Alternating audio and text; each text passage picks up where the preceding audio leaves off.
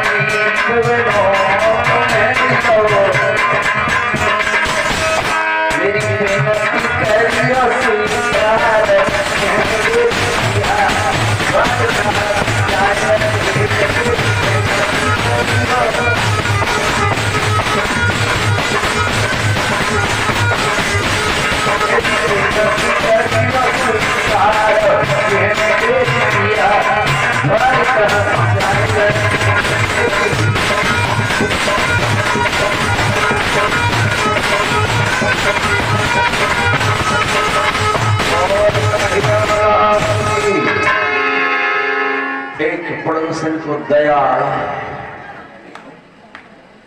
Merciful heart था, दया सोचने लगी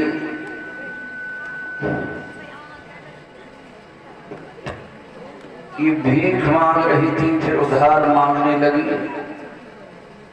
गेट खोल करके बाहर आई, पड़ोसन कहने लगी बहना अगर तनिक देर पहले तू आ जाती तो मैं चावल नहीं बनाती, मेरे पास जितनी चावल थी वो मैंने बना लिए, ये टूटे फूटे मैंने साफ किए थे, रह गए, इनसे अगर तेरा काम चल जाए तो ले जा। आशा की किरण फूटी, अंदर गई और हीरागन परीक्षक फूंक फूंक करके आंगन में पड़े थे टूटे चावल, उनमें से फूंक फूंक करके और 4 मुट्ठी चावल अपनी साड़ी के पल्लू में बांध आए। व्यास नंदन श्री सुखदेव जी समझाते हीरागन परीक्षक सुदामा के पास पहुंचे। सुदामा ने जैसे चावलों की पोटली देखी तो उनको बहुत जोर से भूख लग रही है। सुदामा कहने लगे प्रिय तुम चावल मांग लाओ, मैं कहीं से दूध मांग लाऊंगा, खीर बना के खा लेंगे बच्चे और सभी। महामनी ने कहा प्राणेश्वर ये भगवान की भेंट के चावल हैं, आज तक पेट के लिए भीख मांगते रहे, फिर भी पेट नहीं भरा। ये संसार के लोग अपने अपने पेट के लिए मांगते हैं, लेकिन भगवान की भेंट के लिए कोई नहीं मांगता। प्राणेश्वर, तुम ये चावल लेकर के भगवान के पास चले जाओ, तुम किसे मिलाओ। तुम कह रहे थे कि मैंने धोखा किया, कपट किया, अपनी गलती की माफी मांगेगी और उसे गले मिलेगी और भले कछ न करेगी। मेरी गरीबी भले ही ऐसी बनी रहे, मुझे कोई दिखता नहीं, लेकिन तुमने बहुत बुरा काम किया, भगवान के साथ में धोखा किया। इस गलती के लिए तुम उनसे माफी मांगा। सुदामा जी को विदा कर रही है, एक थैले में चावल की पोटली, लोटा, डोर रख दी और हीरा जब परीक्षक नगर से बाहर गई। बच्चे पीछे पीछे भूख के मारी बिलबिला रही है, मैया भोजन दे दे, भोजन दे दे। कहां से दे जाए? मंदिर पर कोई पूजा करने आया है तो बच्चे सीढ़ियों पर बैठे हैं, ये कुछ दे देगा तो उससे भूख शांत हो जाएगा। और धामनी सुदामा को बेटा ऐसे मत करियो, रास्ता में चावल चवाए भी लौटे आओ, ऐसे मत करियो कि चले जाइयो तारी को तुम सैया चले जाइयो।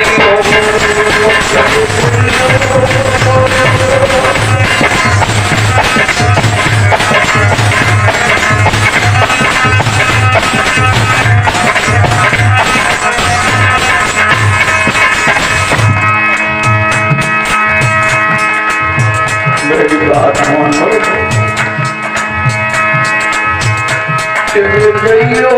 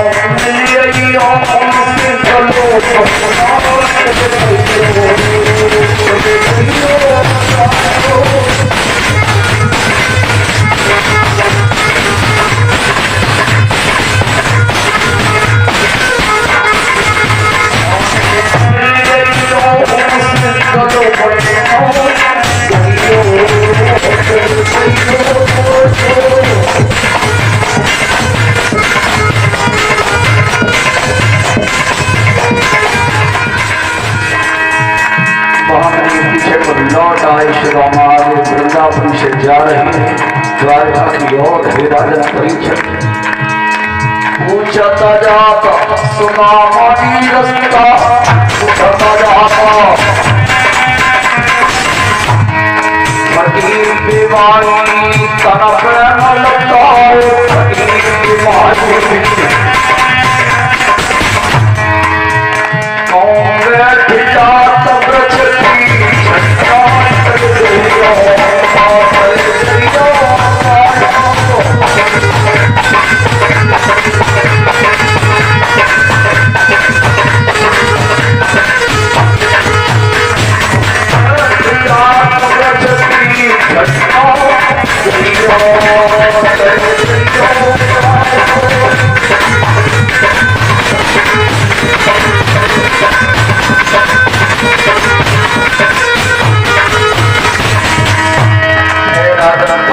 सुदामा जी मन में शौच के जा रहे हैं, क्या सोच रहे हैं?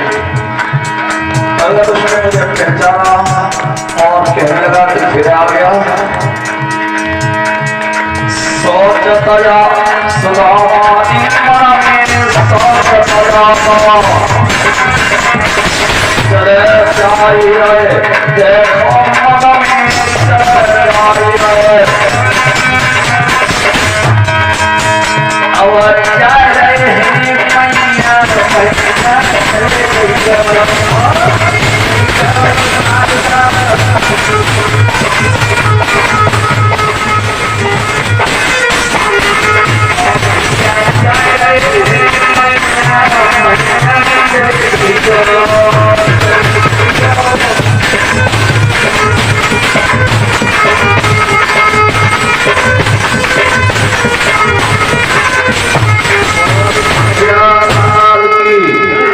मैया श्री सुखदेव जी समझाते हीराधन परीक्षक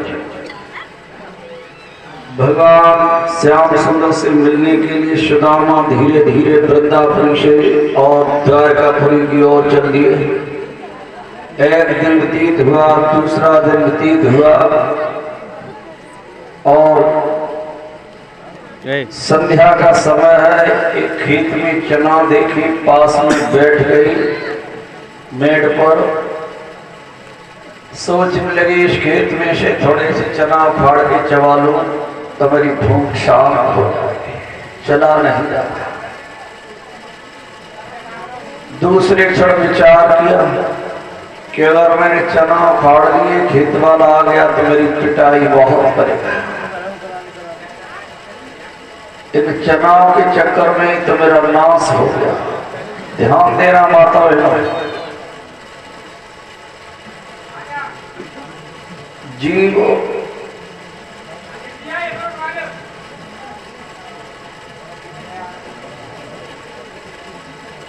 दुखों के जाल में हरिओम कब पड़ता है? चाहना, जिसकी तृष्णा है चाहना, चाहना को पूरी करते वो चला जाता, लेकिन हमारी तुम्हारी चाहना इच्छा पूरी कभी नहीं होती।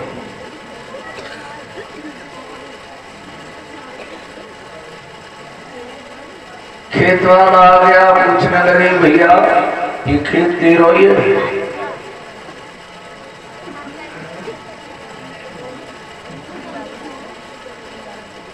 हमारा और का तेरा है। ओहो, बड़ो ही गर्म हो भैया, कहते चना है जामे 10 कुंटल सवरी खा लियो।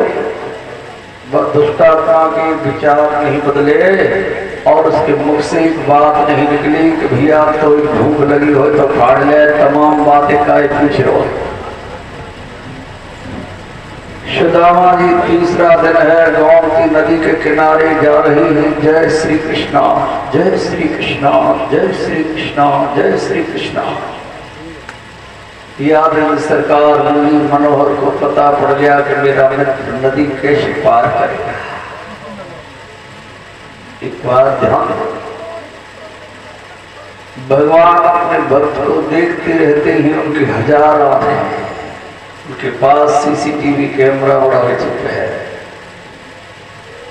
माया रूपी नाव बनाई, स्वयं मल्लाह बनकर के आवाज लगाई, अरे भैया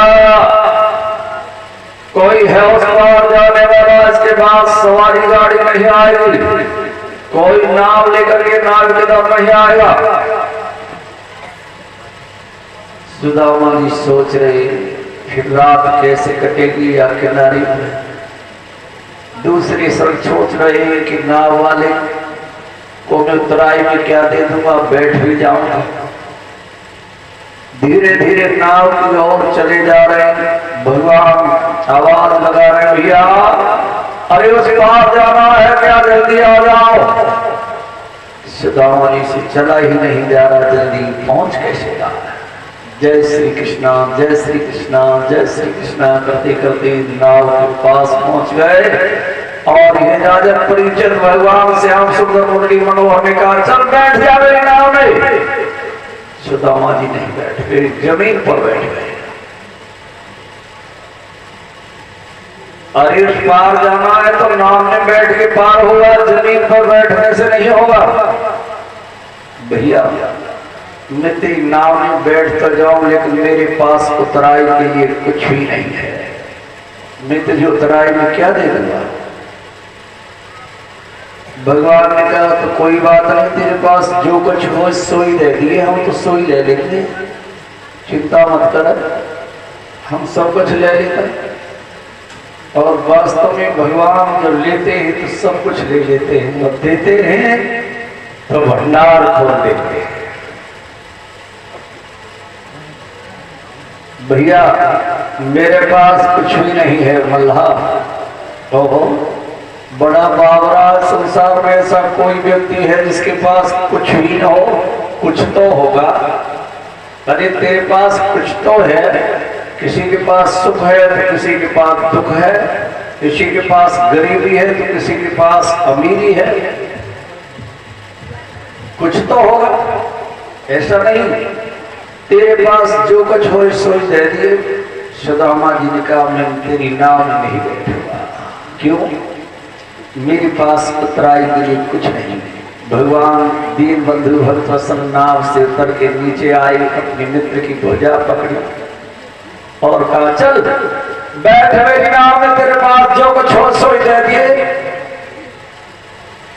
सुदामा जी ने कहा भाई मल्ला मेरे पास गरीबी के अलावा और कुछ नहीं है, तो केवल एक ही सौदा है। भगवान ने नाव में बिठाए सुदामा जी और कहा जा आज की उतराई में तेरी गरीबी ही ले लूंगा, चिंता मत कर। कितना दयालु है ठाकुर, कुछ भी दे दो, कोई रिश्ता बना दो। बहुत बुरा बुरा कोई कभी कभी बोलता है, कोई कुछ करता है। संसार के लोगों से अगर तू कह के बोल दिया जाए तो बहुत बुरा मानेंगे, लट चल जाएगा। लेकिन भगवान से कैसे भी बोल लो ठाकुर, फिर भी गुस्सा नहीं होता ना, दयालु है। हिराजन परीक्षित भगवान श्याम सुंदर मुरली मनोहर में नाम में अपने मित्र को बिठाया और बल्ली जो जल में पड़ी थी वो बल्ली उठा करके नाव नहीं रखी। और हिराजन परीक्षित बल्ली के रखने पर सदामा को बहुत बड़ा आश्चर्य हुआ। भैया आज तक बेबल्ली के नाव किसी की ना चली, तुम क्या कर रहे हो? ध्यान दे भक्तों, जिस नाव में परमात्मा स्वयं मल्लाह बने हो, सुदामा जैसा स्वच्छ जीव, सुदामा जैसा जीव बैठा हो, तो नाव दिल्ली से नहीं चलती। सुदामा नाम को देखे, सुदामा समाने बढ़िया, दामा माने 14, जिसका दामन बड़ा पवित्र हो, जिसने सारे जीवन कोई पाप नहीं किया हो और भगवान का ही शब्द स्मरण करता रहा हो। कि चली चली रे नाव मेरी चली रे, चली चली रे नाव मेरी चली रे। किससे चली? बंसी ले आई। तो हाथों में पकड़ू ना चली चली रे नाव,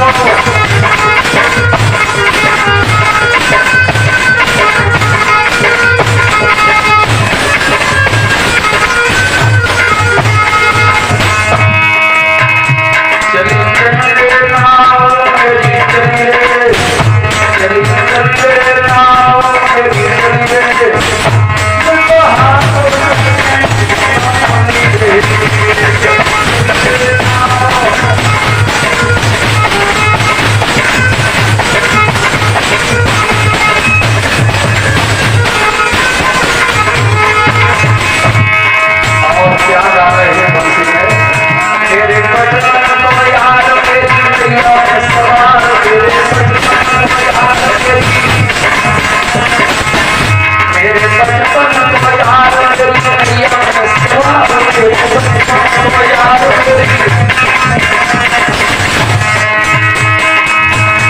तो करूं वो यार की चली चली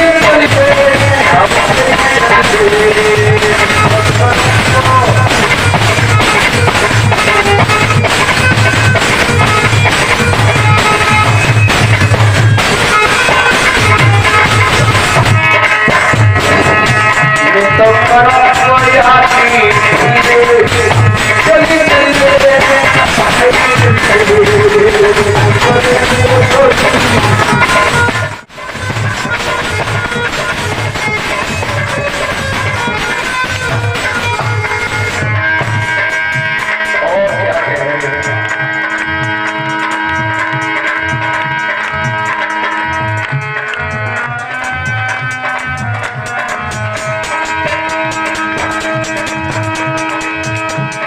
दुनिया के लोगों ध्यान से समझो,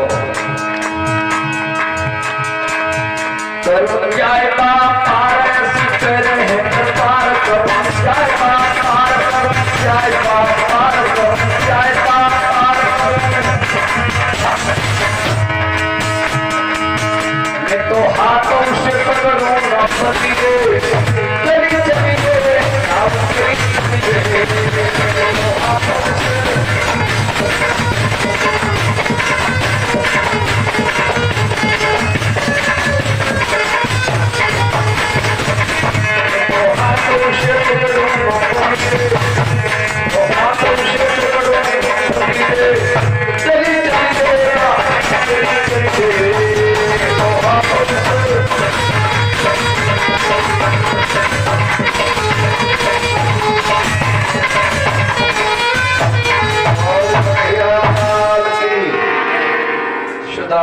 पूछ रहे हरियो,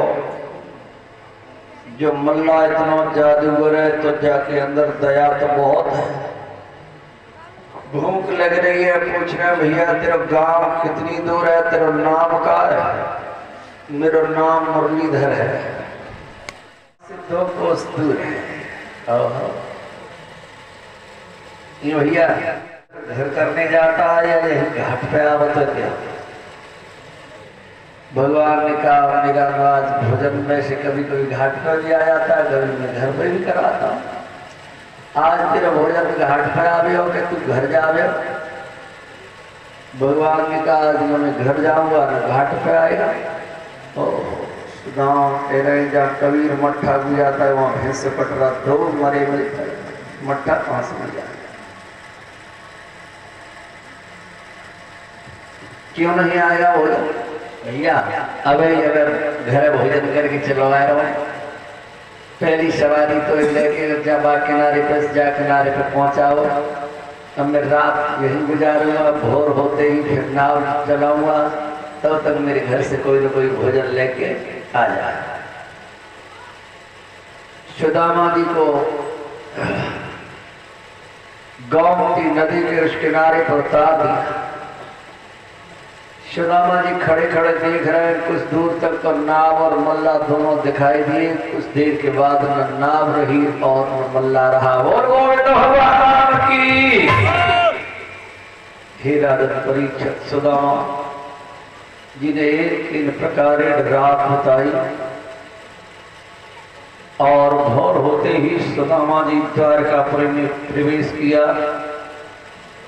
दौड़ीवान पहरेदारों से, नगर निवासियों से पूछ रहे, मथुरा वालो, जसदा प्यारो, कृष्णा आई नगर में रहेगा?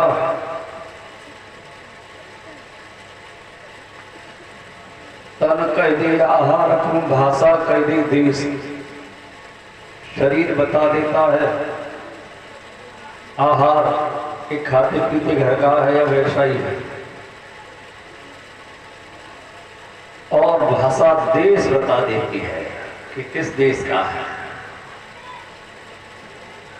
द्वारकापुरी के लोग कह रहे इतना गरीब दीनहीन दशा वाला ब्राह्मण हमारे राज्य में तो कोई है नहीं, ये परदेसी माले पड़ता है। सुदामा की हंसी उड़ा रहे। हे राजन परीक्षित सुदामा पूछती जा रही। दूसरे दौड़ीवानों से जाकर पूछा क्या काम है बाबा? भैया काम का है, वो कृष्ण है ना, वो हमारे बचपन का मित्र है, हम मिलवे आए, हम और भी साथ साथ पढ़े गुरुकुल। ओह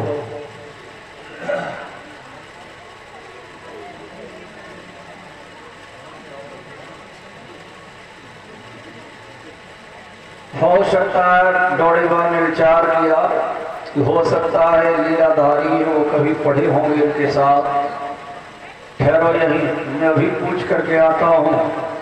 द्वारकाधीश भगवान के पास पहुंचा डोड़ीबा।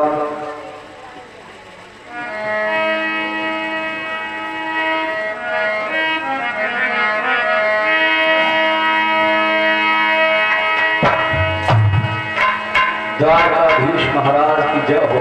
कहिए डोड़ीबान कैसे आना हुआ। भगवान द्वार पर दीनहीन दशा वाला ब्राह्मण आया है। ओहो कैसी दशा है। इसी सपरान जगातन मेरे, जगातन में शीश पर पगड़ी नहीं है, शरीर में कोई वस्त्र नहीं है। इसी सपरा न जगातन में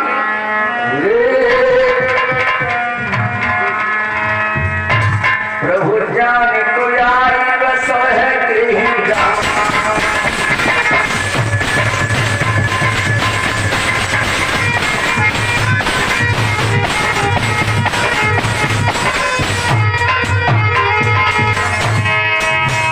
और क्या हालत है। सुनो अरे धोती पटी से लाटी दुपट्टी गुलाटी दुपट्टी गुलाटी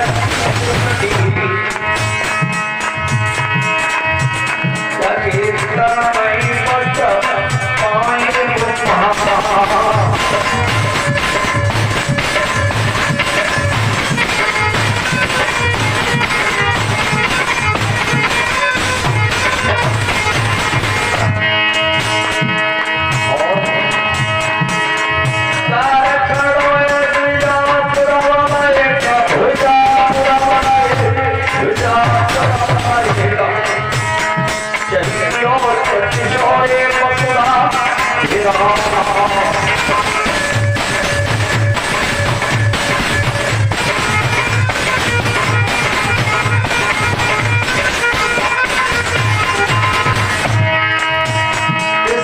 चाहता है बताओ तो सही। पूछ तू दीना दयाल के धाम दयाल के धाम बताओ तो है आप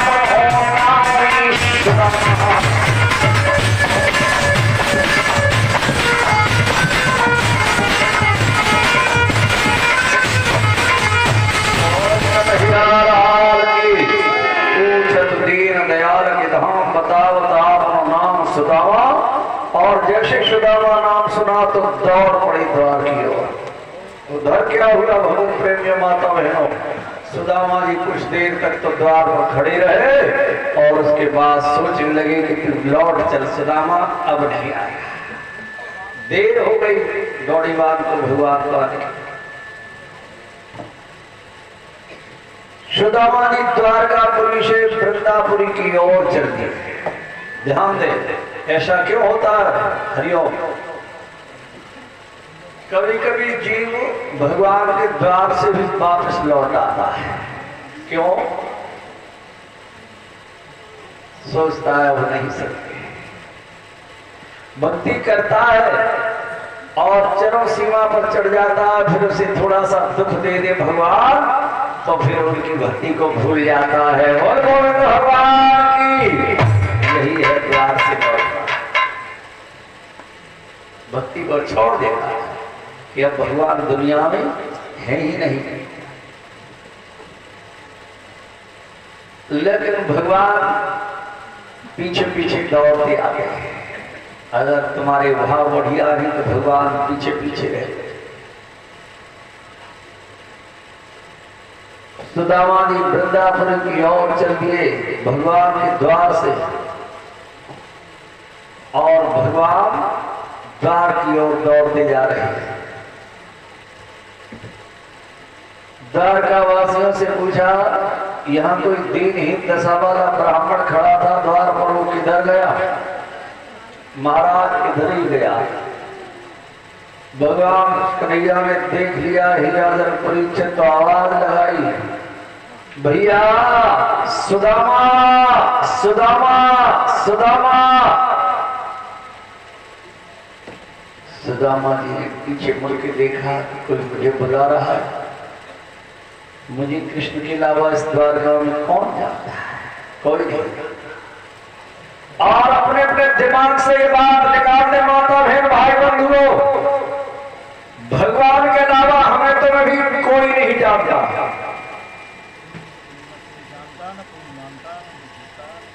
संसार में जितने भी रिश्ते हैं भगवान ठाकुर जी के अलावा कोई नहीं जानता आपको हमको। ये तो झूठे नाते हैं।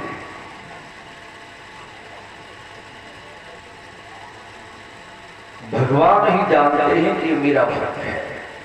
लेकिन गांव वाले जितने भी लोग होते हैं, बस्ती वाले लोग होते हैं, उस व्यक्ति की हंसी उड़ाते हैं। लेकिन भगवान जानता है कि मेरा भक्त है। गांव वाले नहीं जान सकते। क्यों? कि गांव वालों के आंखों पर दूसरे रंग का चश्मा लगा हुआ है, उन्हें जानकारी नहीं है कि ये कुछ जानता है या नहीं, ये कुछ भगवान का भक्त है या नहीं। और भगवान के पास दूसरे नंबर का चश्मा है, वो सब कुछ देखते हैं कि यही मेरा प्रिय भक्त है। धरना जाट को ढूंढ लिया। कर्माबाई जगन्नाथपुरी में खीर का भोग, उसका खिचड़ी का भोग लगाती थी। कर्माबाई एक दिन जगन्नाथपुरी से मैं ही भोग लगा रही थी। छोटे से ठाकुर जी उसने रख लिए, और जब रो करके भोग लगाया तो जगन्नाथ धाम में से ठाकुर जी को चल के जाना पड़ा कर्माबाई के घर। हरिओम खिचड़ी का भोग लगा रही थी, खिला रही थी। भगवान साक्षात प्रकट होकर के खा रहे थे, और घंटा बज गया भोग का। मंदिर में भोग लगाना है दोपहर,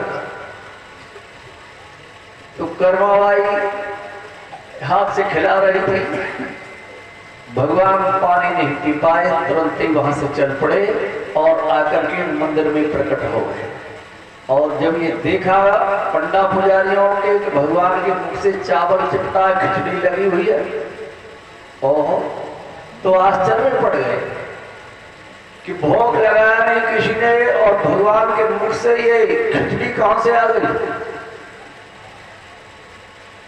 दूसरे दिन फिर परीक्षा ली गई, तो कर्माबाई के घर भगवान रोज जाते थे। उस कर्माबाई को जगन्नाथपुरी में कोई जानता भी नहीं था।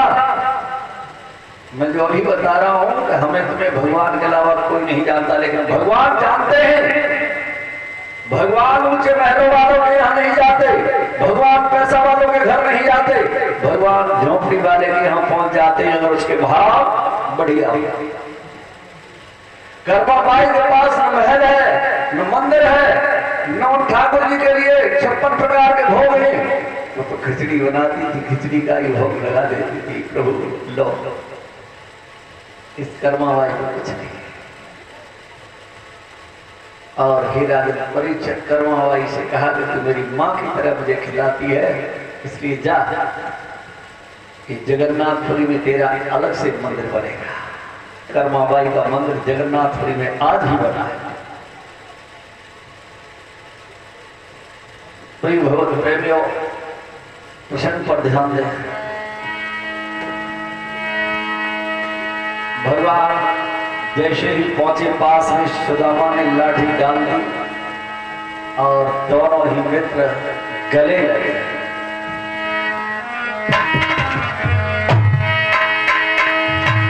भैया तेने हालत कैसी कर रखी है? चल मैंने तो तुम्हें पहचान लो, लेकिन कोई संसार में तो पहचान ले तू सुदामा। सुदामा ने कहा मुझे दुनिया को पहचानने की कोई जरूरत है भी नहीं, केवल तू ही पहचान ले। और हालत मैंने अपने आप नहीं बिगाड़ी है, तेने बिगाड़ी है। दोस्त मेरा नहीं, दोस्त मेरा मान, लेकिन मैंने भी तो ये कहा था कि तुझे मांगने से भीख मिला, उसको मेरे द्वार पर आ जाना। देख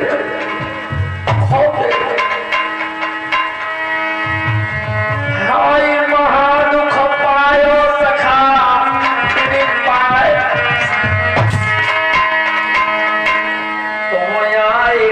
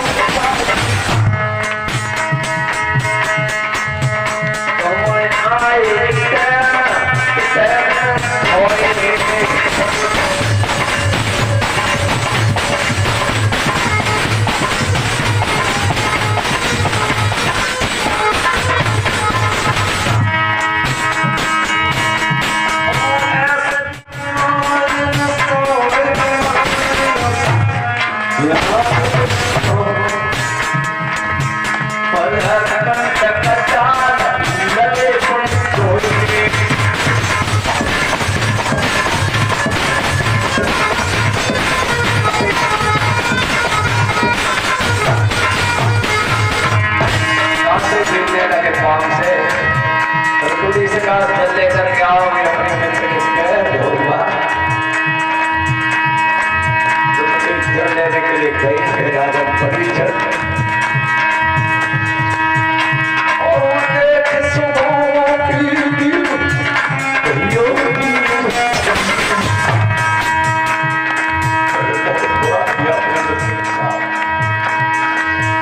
बड़ा श्राप नहीं देना चाहिए था।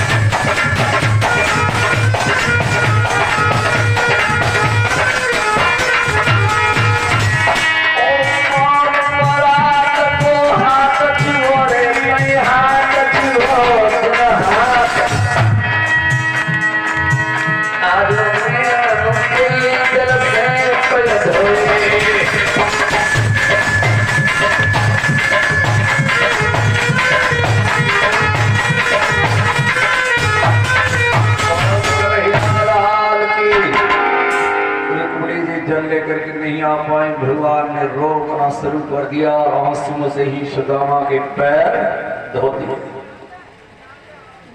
हे राजन परीक्षक, भगवान सुदामा को अंदर महल में ले गए,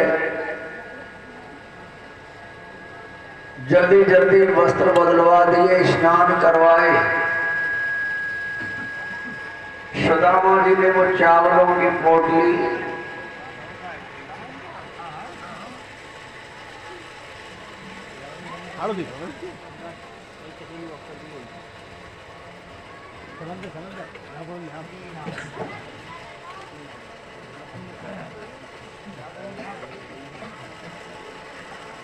चावलों की पोटली हरिओम थैले से निकाल करके बगल में दबा दिया। क्यों कि माखन मिश्री को खाए बारो, चावल चारिका करे बिचारो। इसकी माया आज पांच पड़ी है, नौकर चाकर माल खजाने मेवा मिष्टान भंडार भरे, मेरे टूटे फूटे चावल न चला। ये कहेगा कि तू यही लाओ मेरे लिए भेंट में, जैसे मैं धोखा ले जाऊंगा वापस। जब थैला में देख गई तो बुरी माने। दोनों ही मित्र बैठे ही सुदामा जी से पूछा भैया कि भैया तू जब आओ तो भाभी ने कछ मेला ना देवा घालो भेंट में। सुदामा जी ने कहा तुझे मेरी दशा देख करके भी नहीं लग रहा कि मेरे पास क्या होगा। भैया ऐसा तो है ही ना सके, मेरी भाभी मेरे लिए जरूर कछ न कछ भेंट में भेजा हो, तू कछ छिपाए रहा। भगवान कन्हैया उठ के खड़े हुए और अपने मित्र सुदामा की बाह पकड़ कर ऊपर उठाई तो चावलों की पोटली नीचे गिर पड़ी और उसी पोटली में से बहुत लगाने लगे। तू बड़ा ही चोरी करने में माहिर है। एक बार की तो पेमेंट भुगतान ना कर पाए और दूसरी बार तू फिर बोल रहा। रुक्मिणी से कहा इन्होंने बचपन में मेरे हिस्से की चना चबा ली। ओहो। सुदामा ने कहा मेरी तो तेने कह रही और तेने एक बार मेरे हिस्सा की खीर खा ली, सो अपनी तो कह दी मैंने, मेरी खीर सब नहीं खाए। और भगवान ने कहा तुम छोटा था, तुम बड़े थे, लेकिन बड़े को ऐसी गलती नहीं करनी चाहिए। अगर छोटा वाला गलती कर जाए कोई बात नहीं, और समझदार व्यक्ति को बड़े को ऐसी गलती नहीं करनी चाहिए जो तुमने की। इसलिए मैंने संसार के लोगों को उपदेश देने के लिए तुम्हें श्राप दिया कि जो लोग जानबूझ करके, जो पंडित हैं, विप्र हैं। सुदामा कौन है? विप्र है। वैसे सुदामा क्या है? जीवात्मा है, हमारे तुम्हारे अंदर बैठा हुआ ये सुदामा जीवात्मा है। चिन्मय ये बोल रहा है, इसी का नाम सुदामा है। और ये कब जाता है भगवान से मिलने? जब वो सुशीला जैसी बुद्धि, सुशीला जैसी स्त्री बुद्धि हो तुम्हारे पास, तो ये जीवात्मा परमात्मा से मिल जाता है। बोल गोविंद भगवान की, और उसे मोक्ष की प्राप्ति हो जाती है।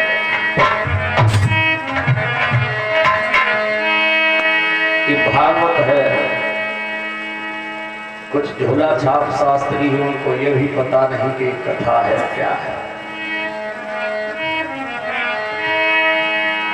श्री कृष्ण जी के मित्र सारे गांव के द्वारकापुरी के लोग आए समुद्र के काबू बनाओ, जाकर स्वयं भगवान दौड़ के गए हों।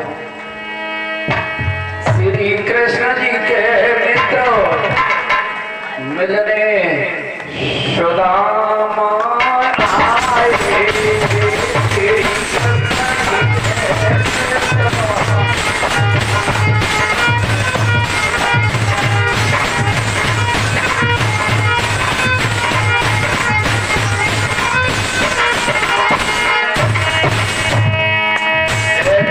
चावल ले लिए, भगवान ने चबा लिए और विश्वकर्मा से कहा कि मेरे मित्र के घर बनाते जैसे द्वारकापुरी में बने। पहली मुट्ठी रे भरी समरिया कन्हैया,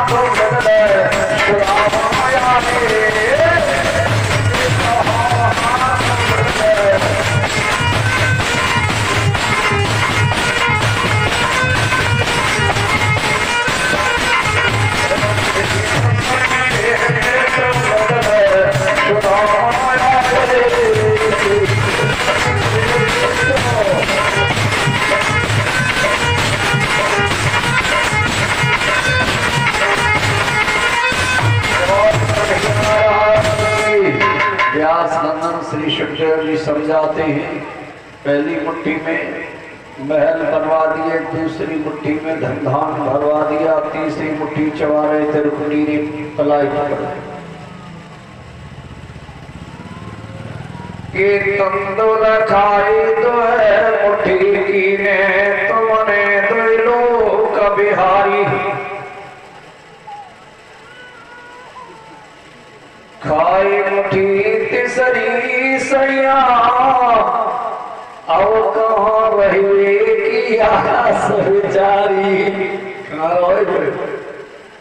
तीनों लोग रंग आप समान कियो खुद चाहत हो तो हो न भिखारी। एक भिखारी को राजा बना दिया, स्वयं रंग बनना चाहते, भिखारी बनना चाहते। ओहो, भगवान ने कहा रुकनी तुमने अच्छा नहीं किया, मैं जब अपने भक्त का लेता हूँ सब कुछ छीन लेता हूँ, फिर 1000 गुना करके देता हूँ। ध्यान रखना, रामायण में लिखा है कि जो संपत्ति से बनावन दीन दिए 10 माथ, सोई संपदा विभीषण सकुच दीन रघुनाथ। रावण को जो संपत्ति हरियो, रावण ने 10 सिर चढ़ाए, अग्नि में तब दी, लंका का राज सोने की सर संपत्ति, और विभीषण ने कुछ नहीं चढ़ाया, एक भी शीश था उसका, एक भी नहीं चढ़ाया, केवल झुकाया। तो राम जी ने तिलक किया समुद्र से जल लेकर के, तो कहा कि जो संपदा विभीषण सकुच दीन रघुनाथ, सोई संपदा विभीषण सकुच दीन रघुनाथ। दे तो रहा हूं लेकिन बहुत कम है, ये बहुत कम है।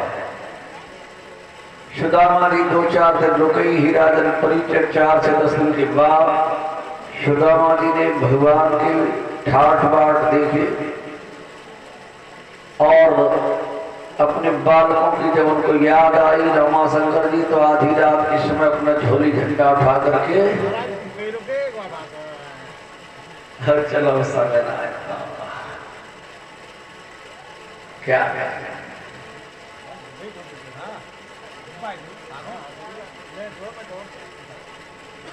सुदामा जी के लिए 8 पटरानियों ने हरिओम भोजन बनाया। सत्यभामा, जामवंती, मित्रमंदा, भद्रा, नंदा, कालिंदी। एक बार सत्यभामा रुक्मिणी से बहस कर रही थी कि मैं तुमसे सुंदर हूं, और भगवान से भी तरक की उन्होंने कि मैं सुंदर भी हूं और मैं राजरानी के रूप में आपके साथ बैठूं, अच्छी लगूं। भगवान ने कहा कोई बात नहीं, मैं अहंकारी का सिर तो एक छोटे से तुच्छ आदमी से ही नीचे करा देता हूं।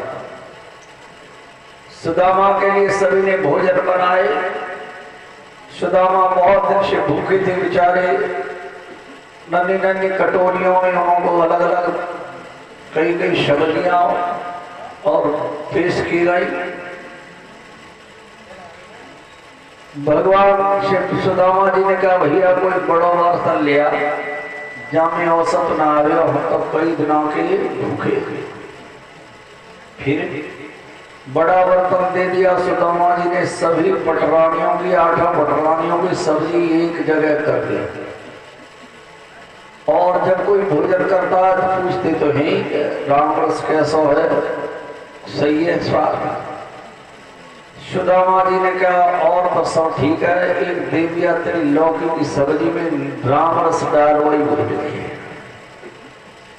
और ये लौकी की सब्जी सत्यभामा ने बनाई।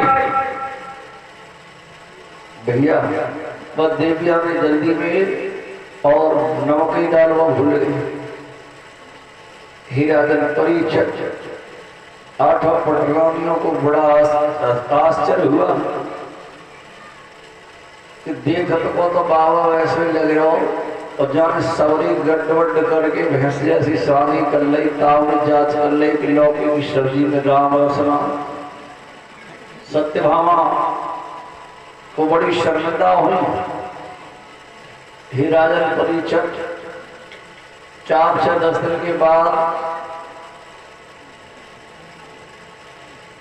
अब चली गए तो दूसरी लान का पड़ेगी लाड़ी होगा। तो भाई लान बदल गई।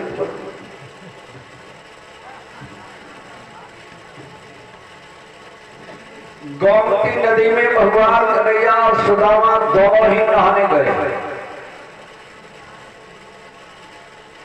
भगवान श्याम सुंदर मुरली मनोहर नहा करके किनारे पर मस्त बन रहे। सुदामा जी नहाने के लिए जा रहे हैं और गोमती नदी में खड़े होकर के भगवान से पूछ रहे भैया हमने ये सुनी तेरी माया बड़ी लंबी है, बड़ी अपार है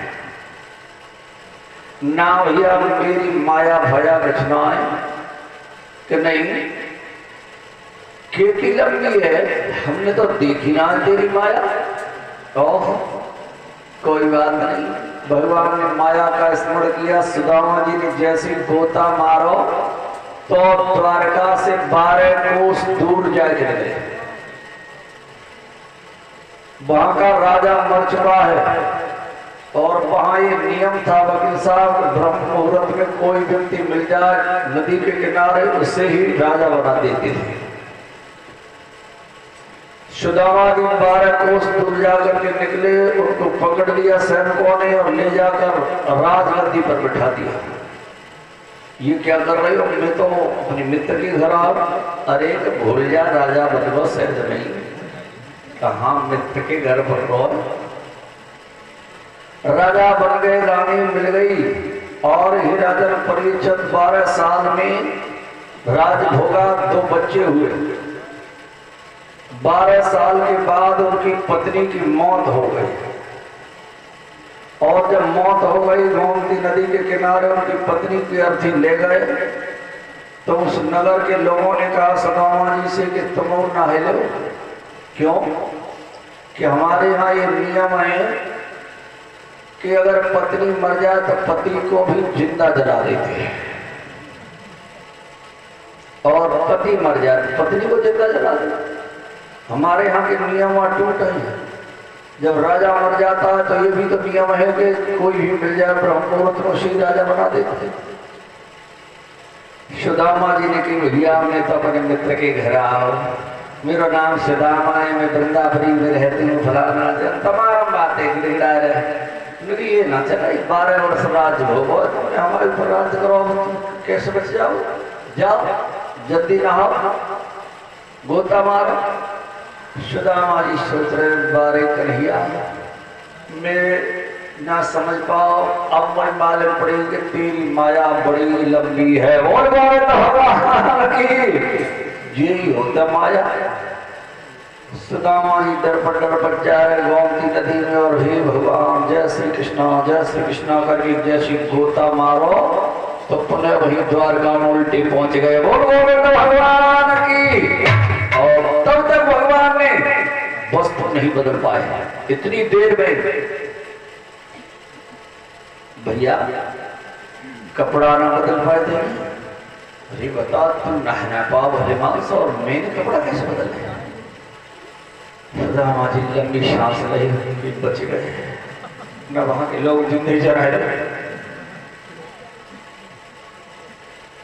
कैसे लंबी लंबी सांस ले रहे हो? कहा है भैया भैया अब ना छिपाऊंगा तो सबके पास आगे बताऊंगा।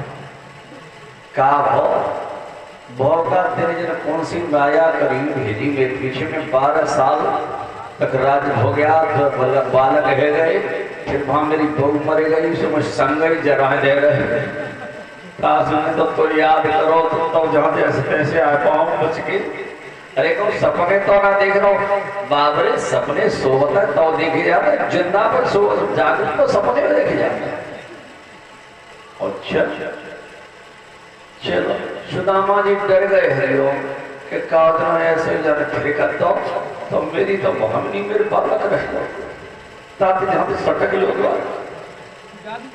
आधी रात के समय पे चलते भगवान कन्हैया ने कहा भैया अरे आधी रात है, अभी बहुत अंधेरा, कहाँ जा रही हो? ठहरो, सुबह चले जा। सुदामा जी रुक गए कि कहूँ जा रहे न मंत्र पढ़ दो जादूगर नहीं तो मैं कुछ करना देता थी, जाए जी मान लूता ठीक हो। सुदामा जी भोर हुआ, भोजन करा, भोजन कराने के बाद सुदामा जी को विदा किया द्वारकापुरी से। और द्वारका से बाहर जाते समय सुदामा जी को एक फूल दिया, लो एक फूल मेरी भाभी को दे देना, और अब तुम्हें रास्ता देख लिया, जब मन कर तब ही घूम जाइए। कोई बात नहीं, फूल हाथ में ले लिया, कुछ दूर तो लिए रहे और उसके बाद फूल फेंक दिया कि हो आवत नाई हूं तो पाई पठयो ठेरे। मुझे तो मालूम है कि जितना कंजूस है मैं कहा आया कि हो आवत नाई हूं तो पाई पठयो ठेरे। द्वारका जा द्वारका जा द्वारका जा। अब कहीं हो समझारी के बहुत हम धरा सके। अब गमले में तो भोजन मरगो बैठ दिया, दरवाजा है कि मेरी चांद फटी जाए, खोपड़ो फट जाए। सुदामा जी ने भगवान कन्हैया को बहुत बुरा भला कहा। और हे जागरण परीक्षक जब वृंदावनी में पहुंचे तो भ्रम में पड़ गए, क्योंकि वहां वृंदावनी गायब हो चुकी है ही नहीं। जैसे महल द्वारका में थे वैसे ही वृंदावनी में सुदामा की पत्नी ने बनवा दिया, विश्वकर्मा से कह के। बनाने तो भगवान कन्हैया ने भेजा था सुदामा के, लेकिन उनकी पत्नी ने मना कर दिया कि मैं अकेले अपने महल नहीं बनवाऊंगी। अगर बनाना है तो सबके महल बनाओ। जिन लोगों के यहाँ हमें भीख मांग मांग करके अपने बच्चों का भरण पोषण किया, हम महल में रहे और वो झुपड़ी में रहे। माता बहनों अपने विचार बदल लो। अगर तुम दूसरे के लिए सही सोचोगी तो परमात्मा तुम्हारे लिए सही सोचेगा। अगर तुम दूसरे का दुख समझोगे तो तुमको भी भगवान दुख नहीं देगा। एक बात सोचने की है किसी की, एक बात बड़ी विचित्र है हरिओ, संसार की माता बहनों की भाई बहनों की, अगर कोई सोच है कि जब नाश है जाए भला आदमी को जी ज्यादा बैठो ऐसा ऐसा क्या कुछ नहीं होगा। जब होगा ही नहीं तो फिर तुम सोचते हो क्यों हो? सोचना ही बेकार है। क्यों? कि तुम सोचोगे भगवान देखेंगे और तुम्हें दंड देंगे। दुनिया में लोग भक्ति 3 प्रकार की करते हैं, सात्विक, राजसी और तामसी। सात्विक की भक्ति कैसी है? भगवान की भक्ति करते हैं, मांगते नहीं है। राजसी भक्ति कैसी है? डिमांड ये सब रखते हैं कि मेरा लड़का भोजन लग जाए, भोले बाबा सूर्य सोमवार जल चढ़ावा भी बर्बादी। राजसी भक्ति है। तामसी भक्ति कैसी है कि भले मेरी एक आंख फोड़ते में पड़ोसी की दोनों ही फोड़ते, मुझे कोई फर्क ना, मैं एक काम कर लूंगा चश्मा लगाया, लेकिन जब मेरे पड़ोसी की दोनों फोड़ते, ऐसी भक्ति कर रहे हैं। 100 लोगों में एक व्यक्ति पास होता है भगवान के यहाँ, हजारों में करोड़ों में एक योगी बन पाता है, और फिर 1000 करोड़ योगियों में एक भक्त हो पाता है, और हजारों भक्तों में एक परमहंस बनता है अद्भुत, जिसे किसी के कोई मतलब नहीं, और वही परम पद का अधिकारी बनता है। तभी तो वैकुंठ खाली रहता है और नरक भर जाता है। बोल गोविंद भगवान की। सुदामा जी भगवान को बहुत बुरा भला कह रहे हैं।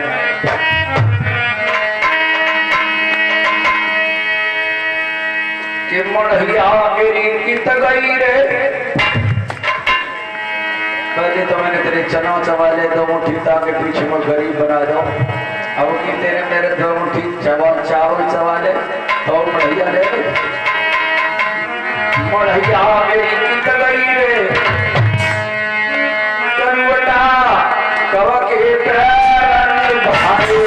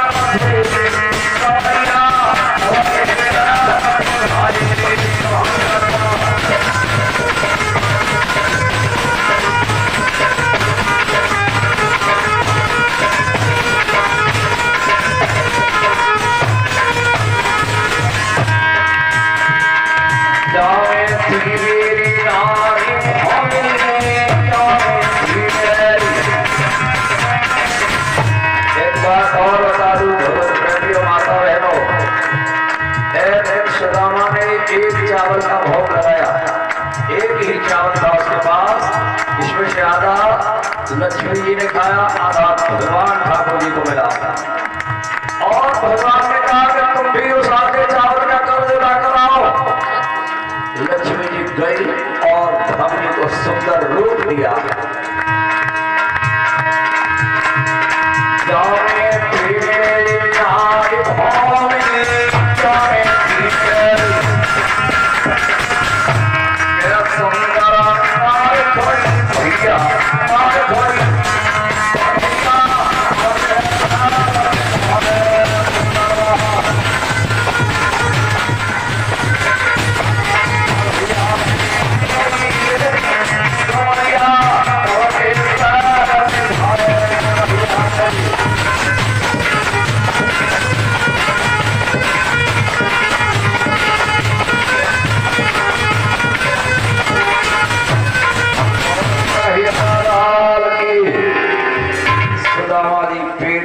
बैठ गए, तारका से भावनी देख रही, नौकरों को भेजा, पकड़वाया। गेट पर सुदामा जी आए, भावनी ने आरती उतारी, अंदर ले गई। भावनी से पूछा, एक बात बता, ये चिकने महल इतने अपने सामने बनवाए? हाँ महाराज, इतने चिकने क्यों बनवाए? बुढ़ापे में फिसल गए तो फिर बिल्डिंग ना हुई, हमारी तरह टूट जा।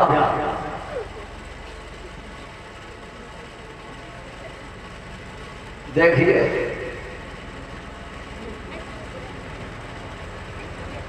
भूमि कठोर करे निकट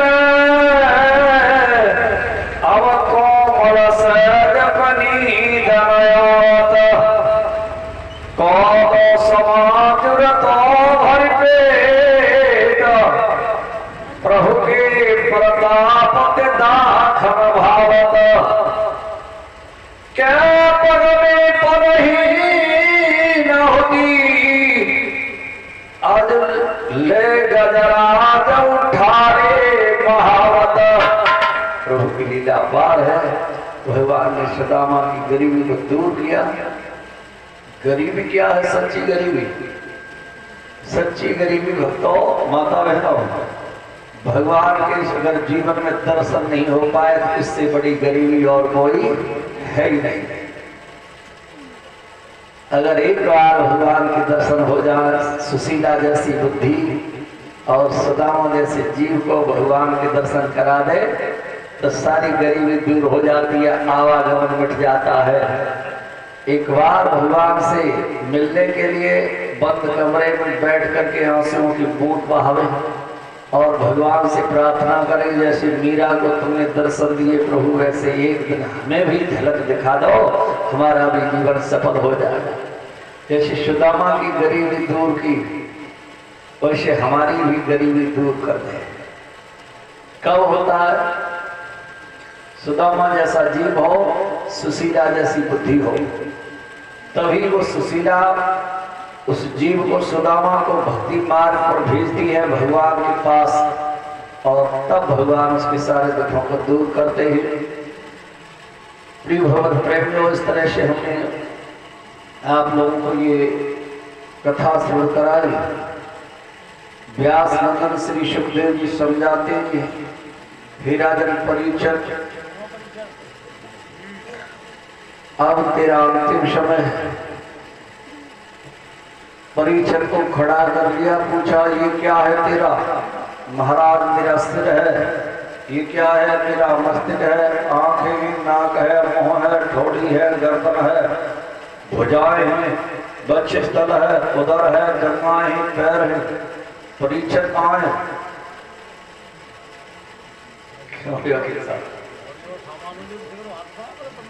तो अंगों के नाम, शरीर के अंग बता दिए, गिना दिए, परीक्षित कहाँ है? महाराज परीक्षित तो दिखता ही नहीं है, इन नेत्रों से नहीं दिखेगा। अरे मूर्ख, जब परीक्षित दिख नहीं रहा तब तक्षक कैसे डस लेगा? अरे तक्षक आएगा, डसेगा तो अंगूठे को डस ले, परीक्षित को नहीं डस पाएगा। उसी परीक्षित का वजन 21 ग्राम है। हरिओम। हम बहुत दिन तक चक्कर में रहे, मुसलमान लोग लिखते हैं 786।